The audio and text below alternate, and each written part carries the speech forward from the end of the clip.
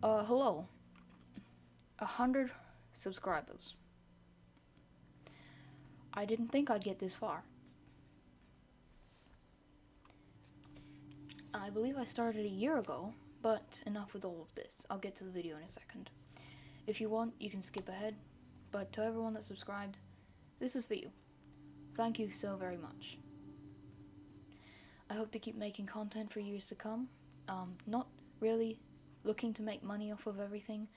What did someone get? Oh, good for them.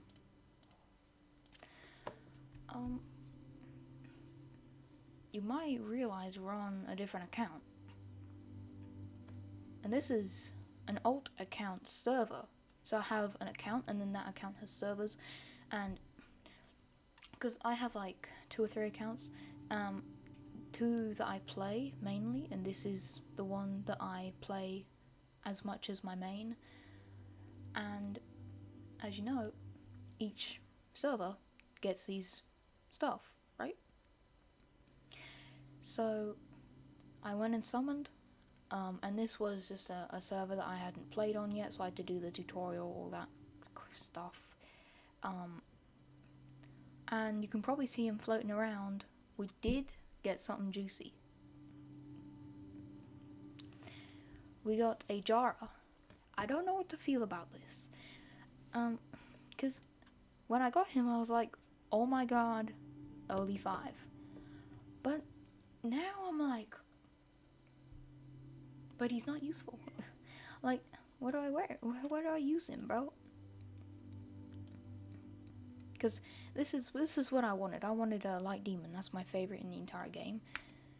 And a lot of people are using Jara in content like Giant, so I kind of know where I'm going to use him. I'm probably going to use him TOA, Dragons, Giants, not Necro because he has no multi-hits. Come to us, plus buff.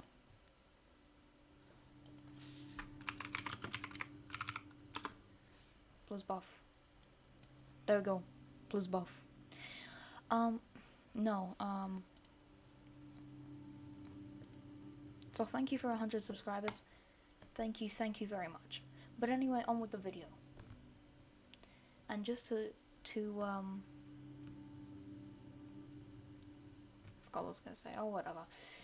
On to the video. And for those that passed and skipped, yes, I got a Jara on this account. You've probably already seen it floating around on the island. So,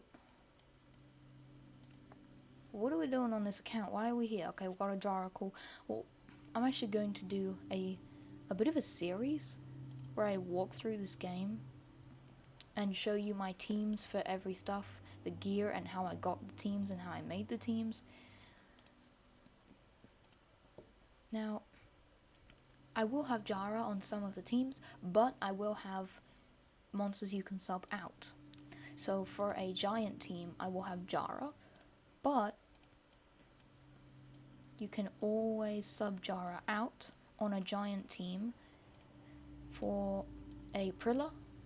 Prilla is an amazing giant unit. And for the dragons, obviously you can swap Jara out for Lauren. I probably shouldn't be using Jara in any of these places, but it's an LD5. I want to play with the LD5 toy. Like, I gotta make the most of this situation. I got a bad LD5 and I'm trying to play with it. Okay, maybe not a bad LD5. I think Jara is good in arena and some boss areas, just hard to use. Oh, you see I called myself charge port. Oh, I have a... there we go. Don't know why that was on there. I named myself charge port. I thought it was funny. And you can probably guess I'm going to get, for the transmog event, I'm going to try and get a Jara transmog. I mean, why not? I probably won't get this one though. That one looks kind of bad. That one is kind of bad. I kind of like this one. That one looks nice.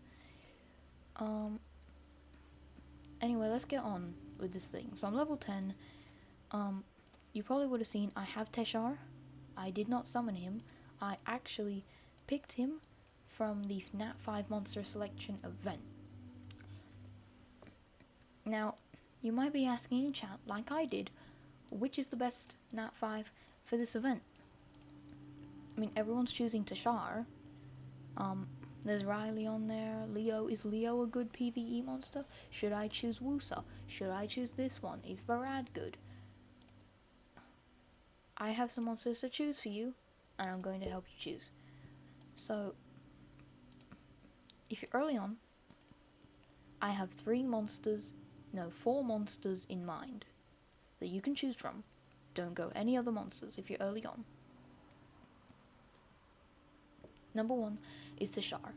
Teshar is one of the best starting monsters. I mean, he has the highest base attack in the entire game. Look, these are just the starter runes you get for free. I haven't even got attack here, attack there. And he's already got almost 3,100 attack with good crit rate, good crit damage. I mean, there's no better option for starting, right? He's going to carry you in arena, he's going to carry you in dungeons, especially the Giants dungeon. And he'll also absolutely carry you in secret dungeons. This dude is the king of secret dungeons. No one better. And wave clearing. That said, if you don't want to select Teshar, I have 3 other choices for you. First one being Bloodya. Bloodya is very similar to another monster, Rika. They basically do the same thing. Bloodya has a little bit better of an A3, but a worse A2. I would honestly just go Rika. She's reliable, she's good, but if you want to go Bloodya, then you can. She is pretty cool. Her abilities look amazing, especially binds Hounds of Hell. That is a very good looking ability. I like the SFX I've done with that. Did I say that right? SFX? Oh, whatever. Actually, I lied to you. I have 5 choices. My other one is Belenus. So, Rika or Bloodya, Belenus. Why Belenus? He has AoE provoke, AoE decrease attack bar, and continuous damage. He has 2 forms he can switch between. He's just very useful in a lot of cases. He's a TOA monster. Bloodya, Rika, or Belenus will carry you into TOA hard. You won't have to have amazing runes. You'll have to have good runes, but not amazing runes. And my last option for you, if you still don't want to go any of them, is Savannah. Savannah is an amazing arena and giants monster. Her early game, I'm trying to think. Her early game value isn't as much as the others we were talking about, but she does get more value in the end game where you're more arena focused and giant focused. So, but I still think the best one to pick is Teshar. He will carry you through campaign, he will carry you through giants, he'll carry you through a lot of places in the game, especially arena when you don't have an AoE attacker like a Lucian. So that is who I went with. You can see I haven't really ruined my Jara. I just don't have the runes. I have some more rage runes, but I mean, you know, that they're not what you would consider great. I guess I could level this one. But again, they're not what you would consider good runes. I guess I got some speed and some crit rate here. I could level this one. See where that goes. All into crit rate resistance. Well, I've got nothing better, I guess. Yeah, they're just not great runes.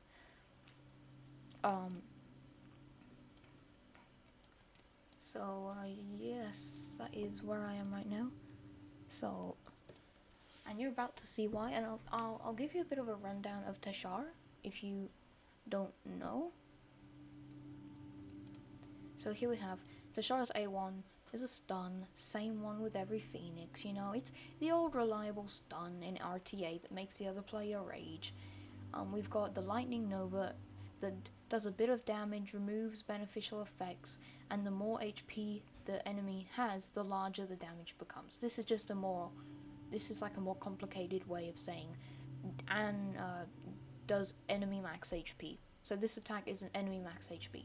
The more enemy oh my god, I can't speak. The more max HP the enemy has, the more damage this will do.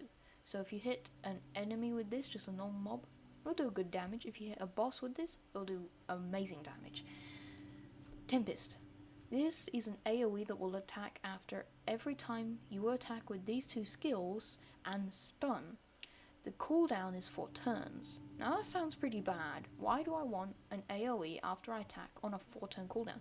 Well, if you kill a single enemy, this is reset. And this is why Teshar is so amazing. You can see 45,000 damage there. And as you can see, as long as you kill one enemy, which you likely will because you're hitting the enemy you clicked on. Let me show you.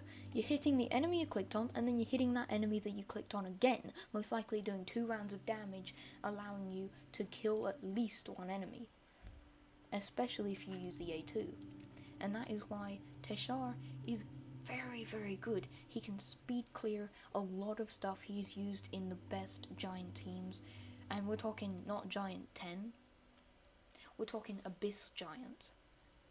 That's how good Teshar is. If you have some good runes, Teshar is a monster, and you get good attack runes at the start of the game from the Summoners War event. So that is why I say go Teshar. Why is Jara bad? Why is Jara bad? LD5. LD5s can't be bad, right? Well, Jara isn't bad. Her kit on paper is great. Every attack she's doing, has a flip of a coin to land branding and defense break. So if you attack someone, flip of a coin, 50% chance to land defense break. If that does land or doesn't land, 50% chance to land the branding. So you can do both a branding and defense break on one ability every time you hit, and for 2 turns. Sounds really great. And Jara has a really hard hitting A2, and if that kills an enemy, grants another turn on a 2-turn cooldown. That seems really great. That's because that is really great for PvP. Unfortunately, Jara isn't the best for PvE. There are just so many that do branding and defense break these days. Jara just needs a buff. I could see them putting that A2 instead of being a single target to an AoE ability. So instead of attacking one enemy, gets an extra turn if you kill someone, maybe do a defense break before you attack and then do an AoE, and if you kill an enemy, this skill goes off cooldown and grants an extra turn. I think that is worthy of the light and dark status. I mean, this is a LD5, right? This isn't like a water 5-star. That would be normal for an LD5. You're paying a lot of money for an LD5, so you're gonna get a good kit. Unfortunately, on my other accounts, I did not get an LD5. I got a couple LD4s, and I must say, these rates are really, really good. But I did not get an LD5 on my other accounts. Well, I have 3, so technically it's accounts. I'm tired. I haven't had a lot of sleep. My family did some. They didn't get any, unfortunately. I think it was a mixed reaction when I got mine. When I got mine, I was like, no, that's not. Yeah, no, yes, no. Because I know Jara has a bad reputation, and I'm like, oh my god, no. I could have had any other LD5. Not Jara. Maybe the day of swapping LD5s will come. I mean, would that be that bad if they did that? I mean, if you have a non-fusion LD5, don't you deserve to swap that? I mean, you probably paid good money for that LD5. That wouldn't break the game because you're swapping your LD5 for another LD5. That's not giving you another one, that's swapping your LD5. That wouldn't break the game. I don't think that would break the game. Here's my reasoning. Because if you already have an LD5, if you got a bad LD5, like that's kind of, like you got an LD5, the account's blessed, unless you spend a crazy amount of money, but like, if you get a bad LD5, it's not really something you know? Like, that's not something you want.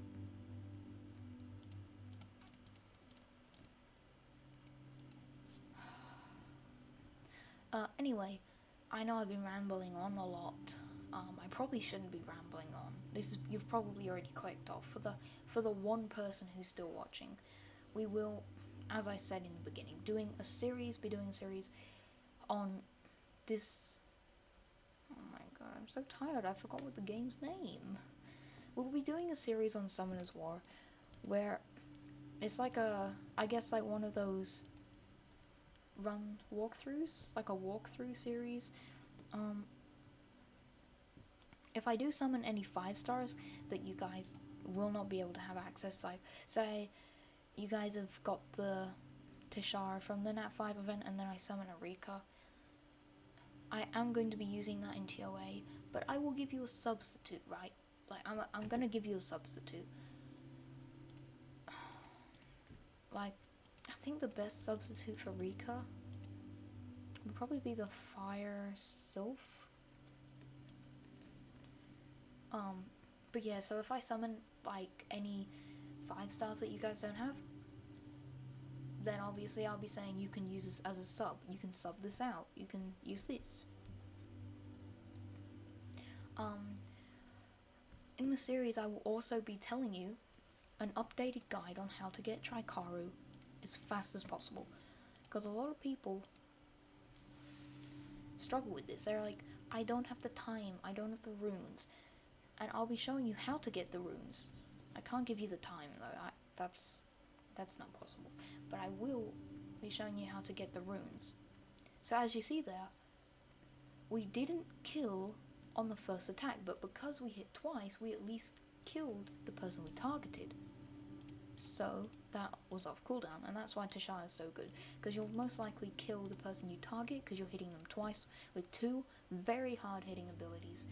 So you'll most likely kill them, right? There's no doubt about that. You're gonna kill them. Which will, you know, I mean, if you don't kill everyone else, you'll be able to go back and finish them off.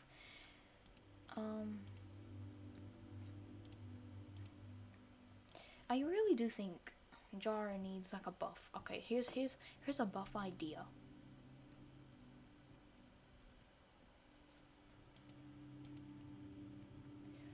If Jara places decreased defense or branding, gets another turn, because that wouldn't be too bad. That wouldn't be broken, because then you have to focus. Then you have to use your slot 6 rune for accuracy instead of attack, meaning that Jara couldn't be that heavy on attack because you would need accuracy to land.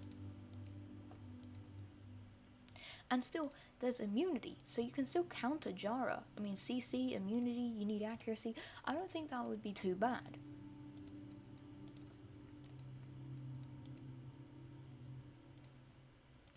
Plus, barely anyone has Jara, right? Hopefully no one has Jara. But like, I don't think that would be too bad of a buff. Like, no one's gonna be crying, oh, Jara this, Jara that, Jara's overpowered. If you're not complaining about other LD5s, because you can play around them, but you can't play around Jara, one simple buff, immunity. One simple debuff. Stun, freeze, sleep. Or that one that stopped you from using passives. There's like so many counters to there's so many counters to Jara if you buffed her like that. So that wouldn't be a crazy buff, right? I don't know, this video is 20 minutes long. How did this get 20 minutes long? Alright.